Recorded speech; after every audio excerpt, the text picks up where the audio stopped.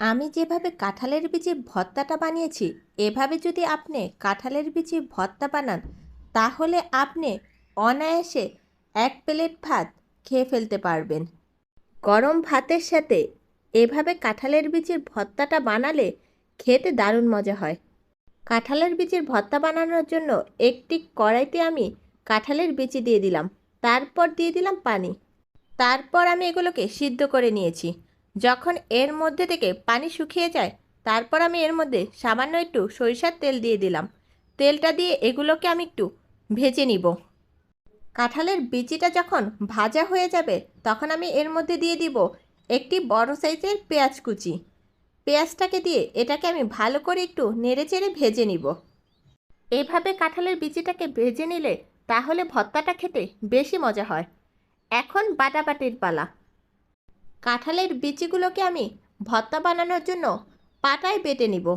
আপনারা চাইলে এ পর্যায়ে ব্লেন্ডারে ওটাকে ব্লেন্ড করে নিতে পারেন, তবে আমার মনে হয় পাটায় বেটে ভর্তা বানালে ভর্তার স্বাদ বেশি মজার হয়। তাই আমি এগুলোকে পাটায় বেটে নিব। একদম নিমিষ করেই কিন্তু ভর্তাগুলোকে পাটায় বেটে নিতে হবে। এখন আমি দিয়ে দিব একটি বোম্বা মরিচ। এই বোম্বা মরিচটা দেওয়ার ফলেই কিন্তু ভর্তার স্বাদ অনেকটাই বেড়ে যাবে। তারপর আমি এর মধ্যে দিয়ে দিব কয়েকটা ধনেপাতা। ধনেপাতা আর বোম্বা মরিচটাকেও একসাথে আমি বেটে নিব।